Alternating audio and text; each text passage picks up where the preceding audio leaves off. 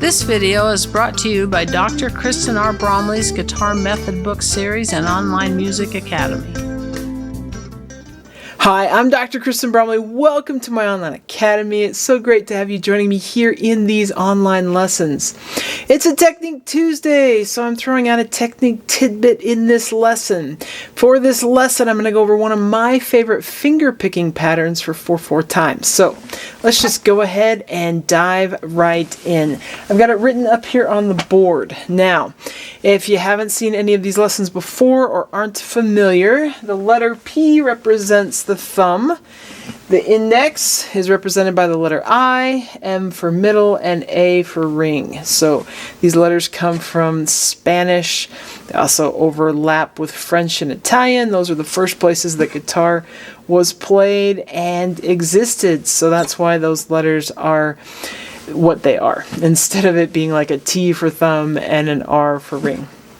Okay, so all of this pattern is just completely even eighth notes, so 1 and 2 and 3 and 4 and, so nothing is very tricky there. The letters are written above. We're going to be, for traditional assignment here, we're going to be assigning our thumb to the bass note of the chord, and then index is going to pluck the third string, middle is going to pluck the second string, and ring is going to pluck the high string. As a reminder from previous lessons I've talked about this, the shoulder should be relaxed, it comes around, we have a nice natural break to that wrist, our fingertips curl under the main joint, and they're able to pull through or pluck in that like grabbing motion that our hands have great strength in, and then the thumb just brushes the side and pushes down. So, and when we have that going, we can take a look at this pattern in particular. If you need more help with that, there are a couple other lessons that have already come out on Technique Tuesdays that talk about the right hand positioning and even how to gain like dexterity and control with that right hand between those fingers, finger independence, some great patterns. But we're going to look at this pattern, which is one of my favorite patterns to plug in for songs that are in 4/4 time.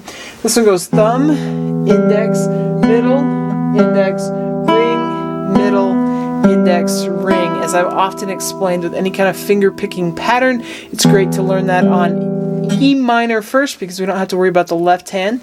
So we're going to be plucking that low 6th string with our thumb.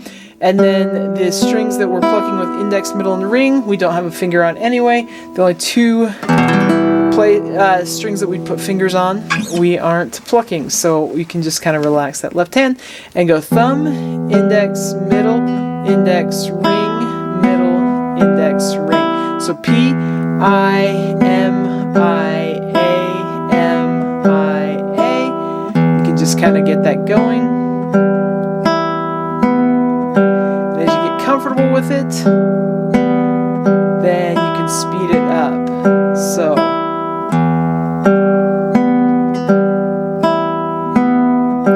I'll play a little bit faster. P, I, M, I, A, M, I, A. So just like that. Now, once you get this pattern down, it's great to plug it into a chord progression or a song. I've just got some chords up here, G, E minor, C, and D. Some of these lessons I like to just use this chord progression. It's just a great sounding chord progression that happens in various songs. But it's also just great. This covers some different where we got different strings that are used here, bass notes on different strings, and it's just a fun sounding progression. So it's a great one to use. So we're going to have G first. We're going to have E minor, then C, and D. One time per chord, just like that. I'm going to start off nice and slow and then do it a little bit faster. So we go ready and...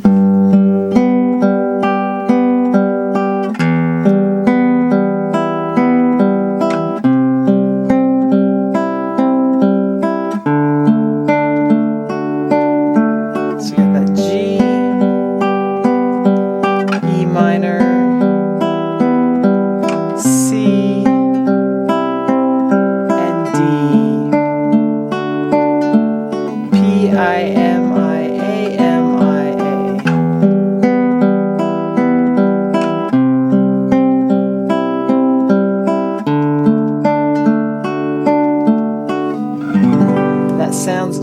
so great, just as is. We can play it at different tempos. I'm going to play it a little bit faster here for a second. So we go ready and...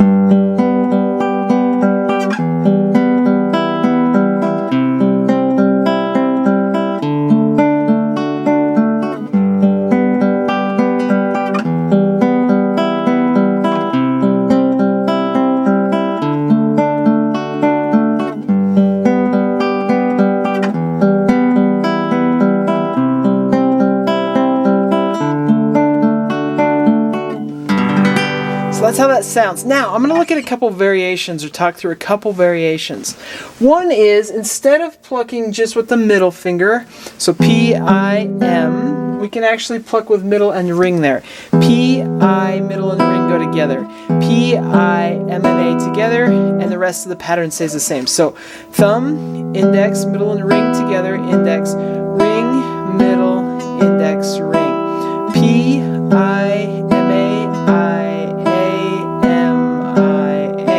You can get that comfortable on that E minor chord.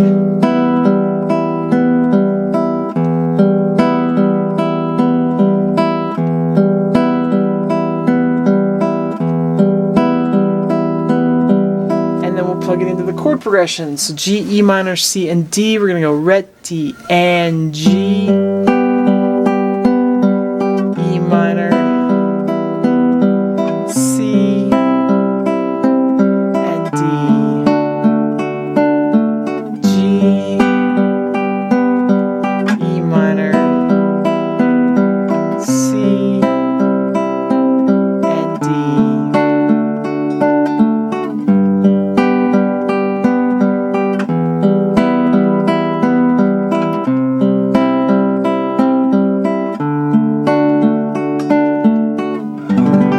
That just sound great? Okay, so a couple other variations and things to cover.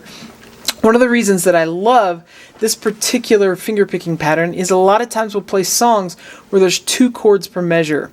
And this one works really well because we can use the first half of the pattern for each part of the chord, or each part of the measure. So when we have one chord that covers the first half of the measure, we can use that first half of the picking pattern, and then we can use it again for the new chord that happens in the second half of the measure. So if I were to take G, E minor, C, and D and do it as if we had G and E minor and C and D each getting half a measure, or if I was playing in 2/4 time, I could just do this as well. But I'm going to have P, I, M, A, I. Every time we get a new chord, it's really important that we get that thumb pluck in there so we hear the bass note, so we hear the chord in context. So that works really well. Now, when I have a song that goes back and forth, then I can use the entire pattern when we have 1 chord per measure, and I can use just the first half when we have 2 chords per measure. So if G and E minor were in the same measure, I could do G and then E minor, and then C has a whole measure by itself, and D has a whole measure by itself, and I just do that whole pattern.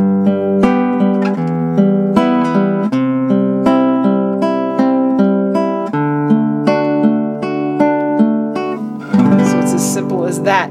Now, here's some other ways to create variation. So sometimes when I'm playing, I love going out of standard positioning, meaning out of having my index always pluck the 3rd string, my middle always pluck that 2nd string, and my ring always pluck the high string. Sometimes I like to tuck those fingers on a pattern like this inside for the chords that have the root on the 5th string or the 6th string, because I can get a different sound that's plucking different notes of the chords. So in this particular case, like on a G chord, if I bring my fingers in, my index is now plucking the 4th string, middle is plucking the 3rd, and ring is plucking that middle string, then or that 2nd string, then I can play it there. I can play the chord plucking just like that. Do that with E minor as well, and I can do it with C. When I get to D, I have to move my hand back to the standard positioning because the D chord is only the top 4 strings, or I'd have to play the D using a C shape, the C move swivel shape, so I could do that.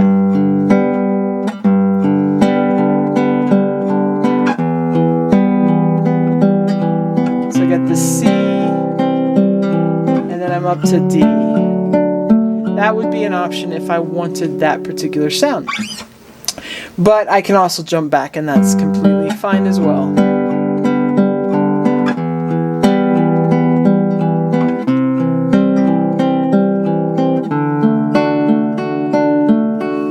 Kind of works. It kind of sounds a little bit like it was a big jump when we get to that chord, so the other voicing probably works better if I want to do that.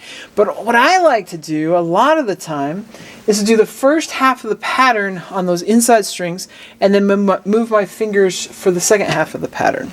So on a G chord, I would have starting out with just this first part, the P-I-M-A-I.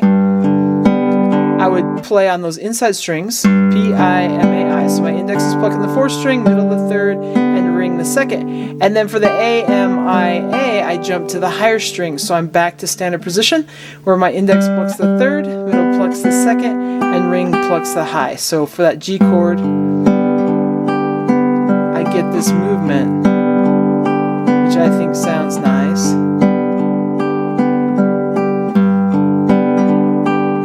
Also do this without plucking P-I-M-A and I.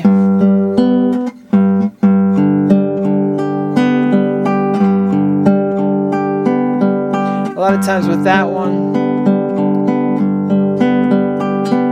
it really creates a jump without the ring finger being in there.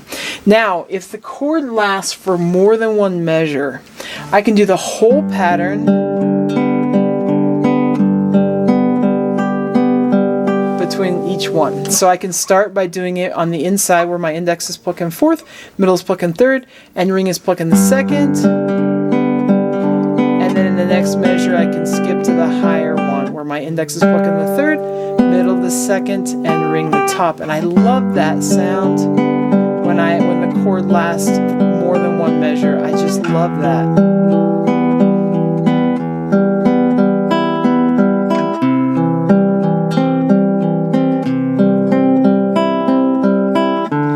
When I get to the top string, I don't really have a place to go unless I want to sort of change it up a little bit and come inside. And when I come inside, then I'm going to have a different bass note. And I don't usually like to do that, so I usually just stick to it on the higher strings, or just play a part of it on the inside strings and don't always catch the high strings, so I sort of manipulate or change the pattern. But I'm going to play through it now, twice per chord, just using the P-I-M-I-A-M-I-A, changing it up like that a couple times. So go Ret, D, and G, G, E minor,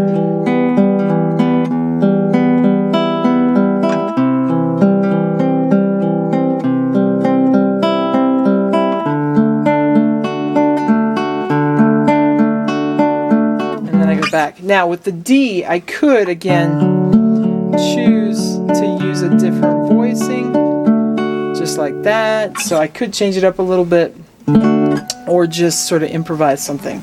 But I'll do that this time. So you go Ret, T, and G.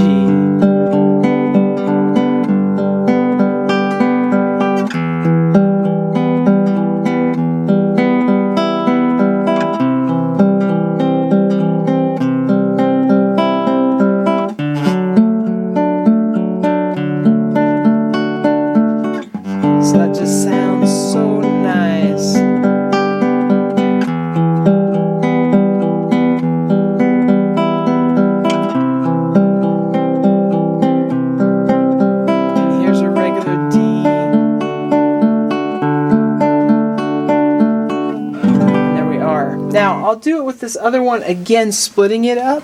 So where we only have one chord per measure, I can play the... So I'm going to jump on the second half. So go Ret, D, and I got the G, E minor, C, and D.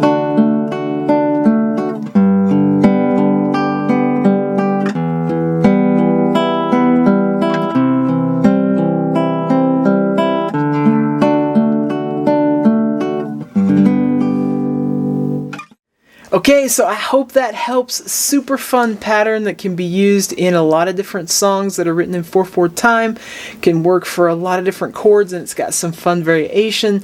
Can even use variation throughout the song as you're plucking. So great stuff. Of course, besides our Tuesday lessons that come out with technique tidbits, we've got the Theory Thursday lessons, and on Saturday mini course lessons that come out. Right now it's wrapping up with the bluegrass flat picking lessons, improvisation in that style. So lots of great things as we move forward on Saturdays. Once that one has concluded on flat picking, it'll be into jazz guitar. So lots of great things, and of course there's hundreds of other lessons on the channel, so lots of things to check out. Have fun, keep at it, and we'll see you again. If you found this video helpful, please hit the like button and subscribe to the channel. For more in-depth lessons and to progress through a free guitar course, check out my Guitar 101 series on YouTube and my guitar method books, which all come with access to hours of in-depth video lessons. You can find more information about me and my products at KristenBromley.com. Take care.